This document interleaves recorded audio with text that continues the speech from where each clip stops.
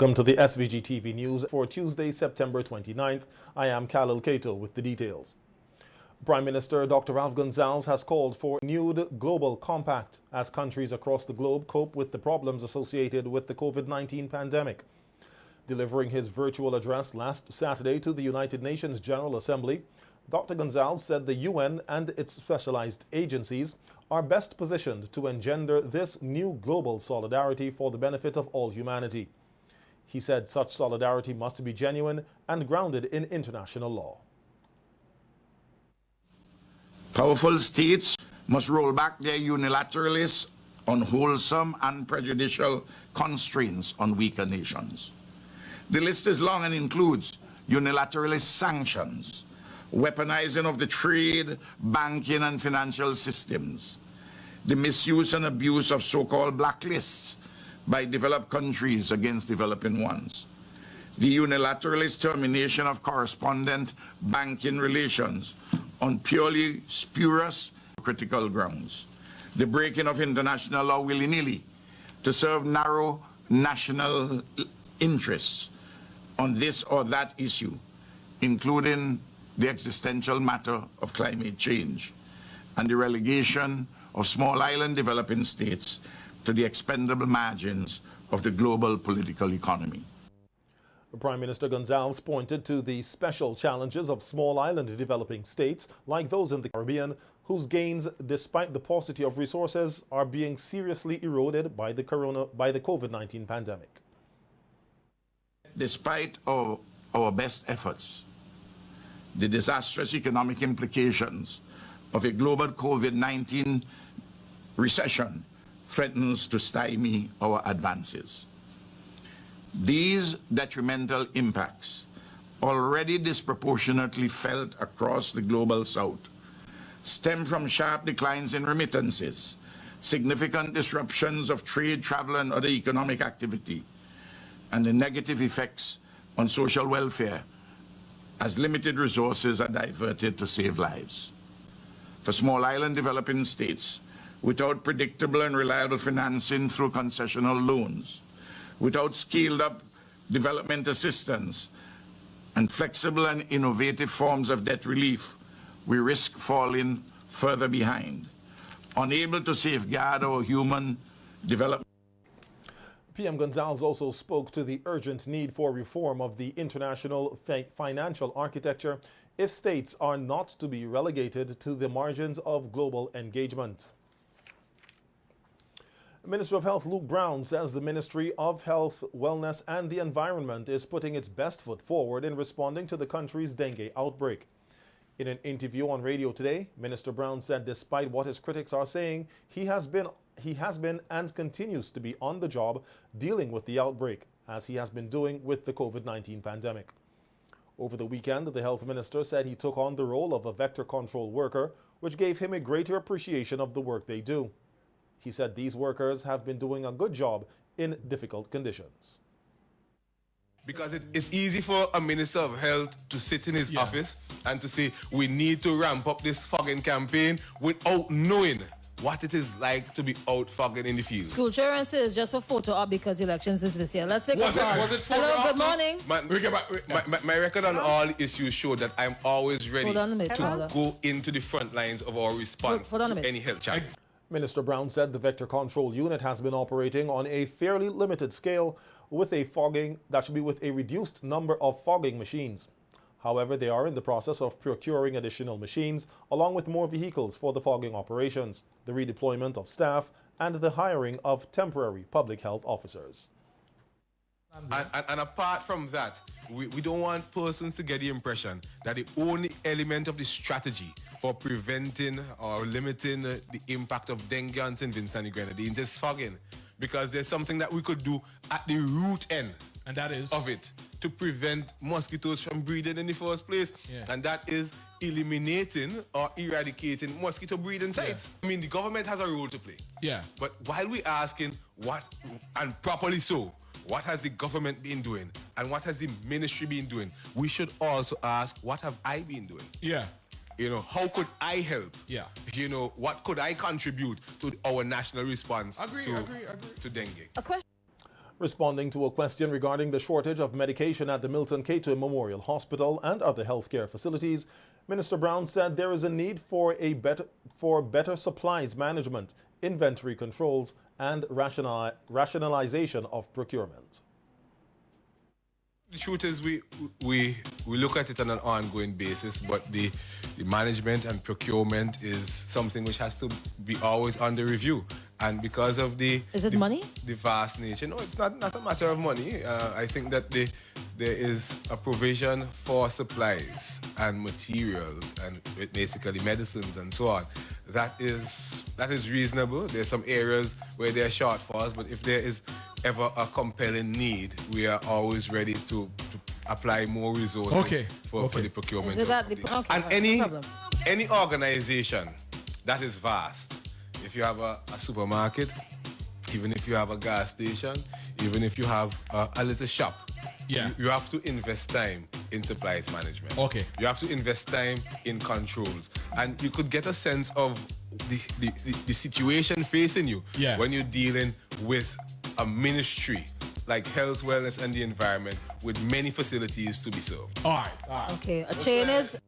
In reference to COVID-19, Minister Brown said the government has mounted a strong, effective response to the pandemic that has as its first consideration the protection of the health of the nation, which with a carefully calibrated approach that does not impose too much hardship on the people and does not restrict their freedoms and privileges.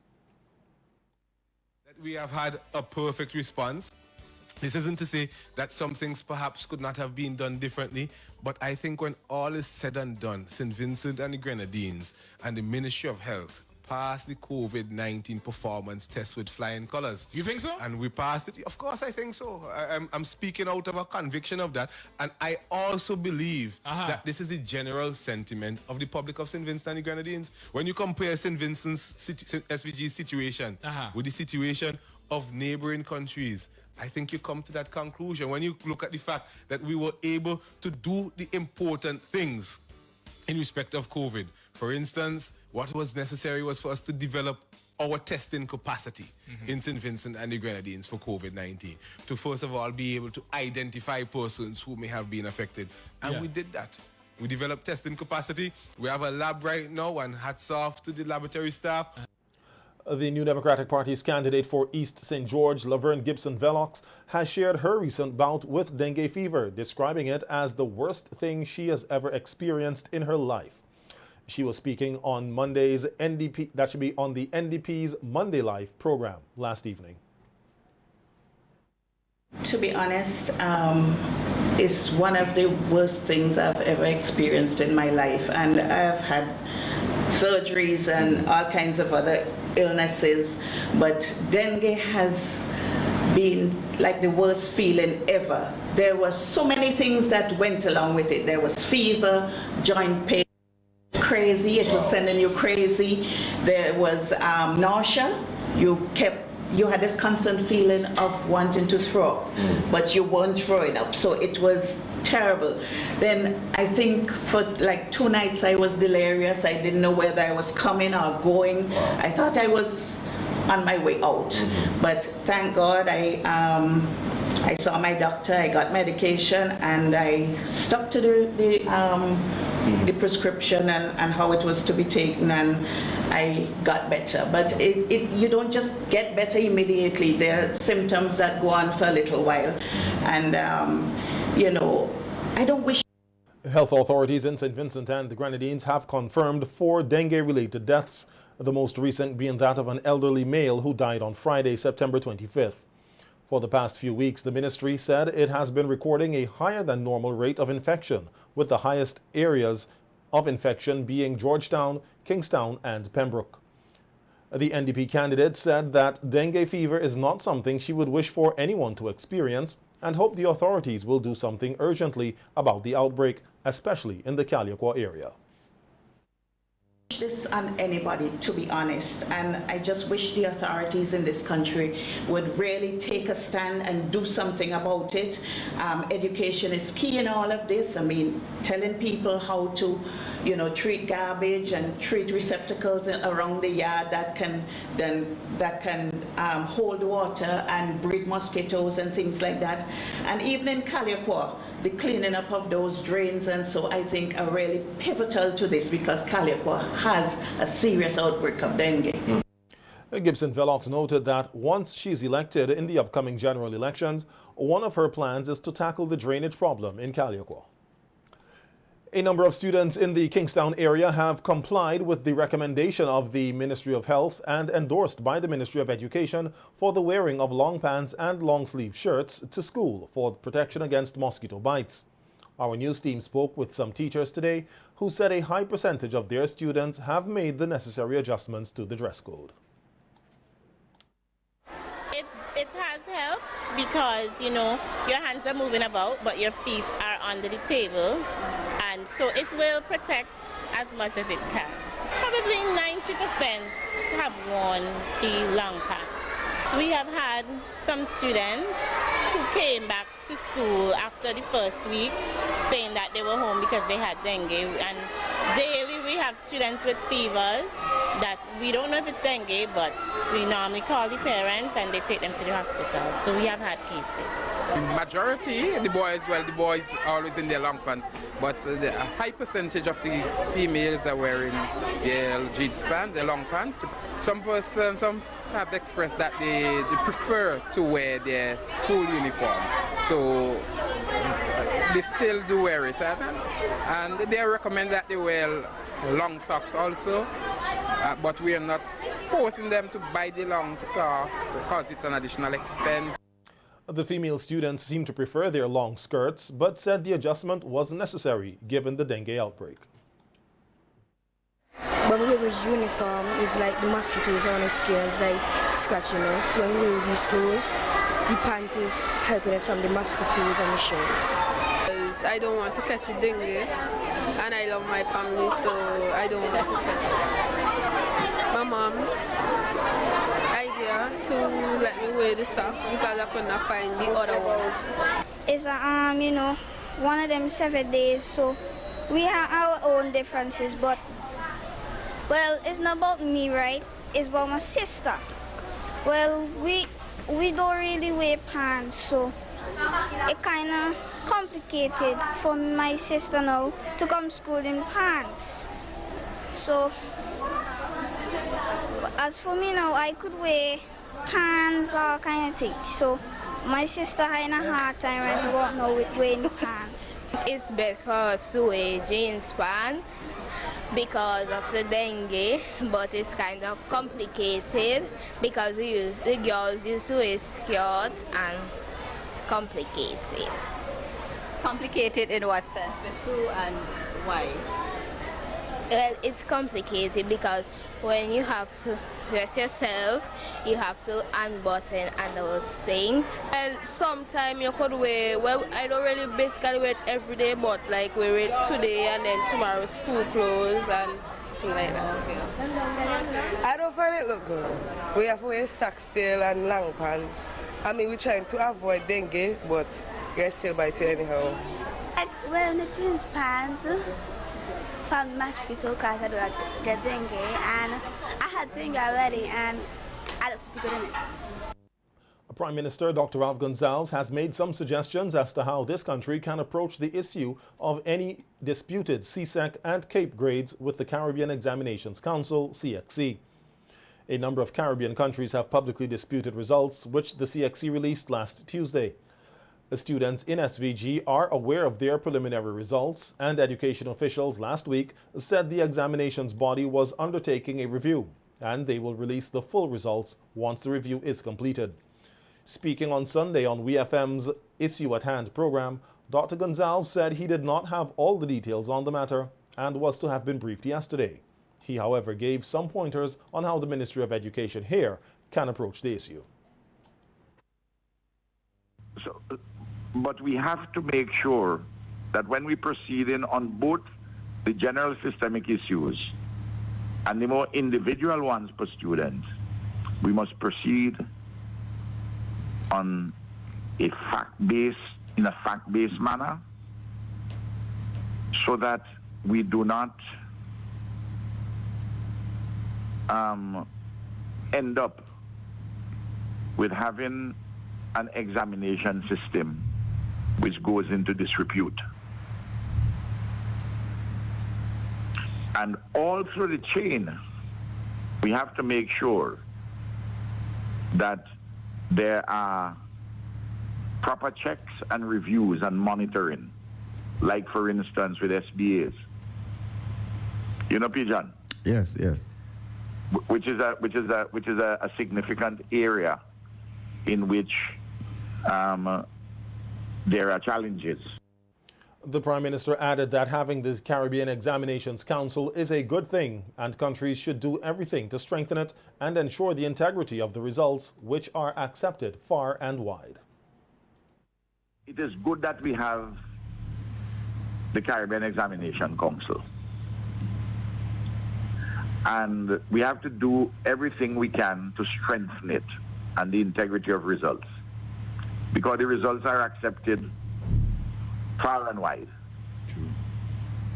For instance, a particular student who got a national scholarship, who is home, he visited me, as many of them do, and I said, well, how did you settle in and so on, and I said, what about your CAPE and so forth, your CXCs? He says, well, you know, there's a top American university he's going, an Ivy League. He said, it surprised me that they knew so much about the CXC and that it is so highly valued as an examination system and the like. You know what I mean? Educator Philbert John, a host on the program, said this issue needed to be addressed with some urgency and hoped that the Ministry of Education will do a thorough investigation and report accordingly to the CXC. The anomalies are horrendous across the region, including St. Vincent and the Grenadines, including my own school. And it will affect attendance at college and university admissions, because the admissions depend on results. And CXC, in a recent press conference, claimed that they are taking the concerns on board to be addressed in 2021. But we are saying the problems are immediate and must be addressed with some urgency. I get the sense, and this is me speaking now, that CXC has moved from a democracy to authoritarianism. They don't look good at this stage, sir. And some of the concerns we had with the change in the format of the exam are now bearing fruit. And we are hoping that our ministry will do the thorough investigation and report according to CXC. Because let me 16 members of the SVG Teachers Cooperative Credit Union have been afforded the opportunity to pursue tertiary education with financial help from the credit union through bursaries. Speaking this afternoon at the handing over ceremony, member of the SVG-TC-CU Selection Committee, Wendy Bino, said this year's bursaries amount to $42,700 and the credit union sees it as an investment in education. Bino noted that the 16 recipients were selected from 25 applicants who demonstrated resilience in their quest to pursue higher education in difficult circumstances. University is tough as well as fun. We know this. There are all sorts of pressures and often a lot to worry about. We know that money is short, especially in these tough economic times. We know that managing time can be tricky while you're working against deadlines, perhaps with other demands at home and at work. This is where we come in at TCCU. We're here to help you accomplish your goals and invest in you and stand by you. So this bursary award recognizes more than academic performance. It also recognizes your resilience as students and as our members. Of the 16 bursary awardees, 9 are teachers. Deputy Chief Education Officer Dixon Findley pointed to the importance of an investment in education and said the awardees must be willing to share their knowledge with society. An investment in education is very expensive, but it is one of the best investments that you can make, because you can lose your house, you can lose all your riches, but you will never lose that investment in education. And when you invest in education, it is important that you share your knowledge. Some persons, they are only interested in the degree, for saying I have a degree, and then once they finish, it is as if they are on cloud 9, and all they can talk of, I have a degree in this, and then they become an authority. It should not be like that. Your education should be used to train society. Speaking on behalf of her fellow recipients, Raquel Peniston said they are grateful for the financial help from the credit union. I'd like to thank you a million. This is a blessing from God and a favor. We do appreciate the assistance, as it allows us to focus more on our academics rather than how we will be able to make our payments, making our dream becomes a reality. We know the impact that COVID has on the country, and it relates to finance. For the credit union to find some ways to assist its members, you deserve a highly recommendation. Founder of the New Democratic Party, Sir James Mitchell, announced on Saturday that the party is on the move to unite all Vincentians, and the change from the party's color yellow to white will symbolize just that. Sir James made this declaration at the opening of the campaign office in Beckway for the Northern Grenadines. Break up this tribalism in St. Vincent between red and yellow, and our t-shirts this time will be white. And we will have all the logos of the party on it. But we win elections by bringing the people together. And St. Vincent needs to be brought together, and NDP will show that we mean business.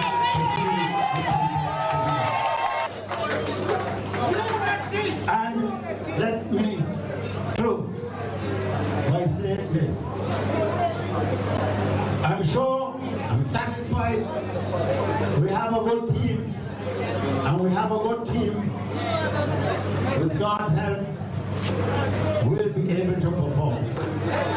Sir James said that he will do all that he can to help the party, the NDP, to win the next general elections, and is confident of victory under the leadership of Dr. Godwin Friday. And a good leader, and we have what it takes to produce a good government. That's right. But I will assure you that my concern after winning the election is making sure we win again. And I will do all that I can to help with the government and the strategy to make sure we win and win again. And that is going to be a rough game because we have the problems of COVID, we have the problems of the collapse of our tourism, we have a problem of the collapse of our agriculture, and we even have a collapse of the system of justice. The electoral office is continuing to educate the public on the electoral process while making its own preparations for the upcoming polls. On their weekly appearance on NBC Radio's Face-to-Face program today, Supervisor of Elections Dora James and Deputy Supervisor Sylvester King continued providing information on polling stations and transfers. On the issue of polling divisions, King made it clear that because a person is registered in a particular constituency does not mean that he or she can vote in any polling division or polling station in that constituency. You have to vote specifically in the polling station that you are located in, unless, of course, the RPA makes provision for you to change your address, which we refer to as transfers. And there are two types of transfers, the external and the internal, because external means you're moving from one constituency to another constituency. That's external. But if you're moving from one address within the constituency, to another address in that same constituency, then that's internal. So you see, and that's the only how you'll be allowed to vote in a different polling station within the constituency on the basis that you have changed your address and it's not reflected. So, but you can't just arbitrarily on election day move from any area in that constituency. Well, you see, my name is on that constituency list, so I'm going to vote anyway. No, that doesn't happen in St. Vincent and the Grenadines. So you have to be in a specific division. The election supervisor urged persons, and particularly first-time voters, that when registering to be specific with their address so that their names will be added to the polling division or that should be a polling station or division close to their home. You register and you say to the officer, I live in Park Hill. Now they would ask you, where in Park Hill? But there are some persons who would go right in and say, I live in this area in Park Hill. And then they are placed in that particular division.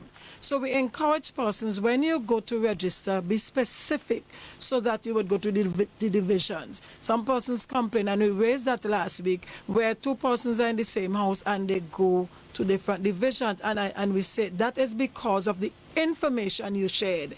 You gave some information, you said this is the area, and then you're placed in a division. Some persons are more specific, and they get to go to the division that is closer to them. James further appealed to persons not to lie when they go to register and not to seek a transfer if they are not living in a particular constituency. She warned that this could lead to them being prosecuted. Directly to the persons who seek transfer. Do not be forced into making a transfer. If you know full well that you are not living in the area for a particular time, do not seek a transfer. You might say, I live in this community all my life. There is where I was born. You left that area, you went somewhere else to live, and you register in that area. And we had that incident coming up, and persons were asking, well, why can't I go back and do a transfer? You can go back and do a transfer, but you must be back for 6 months.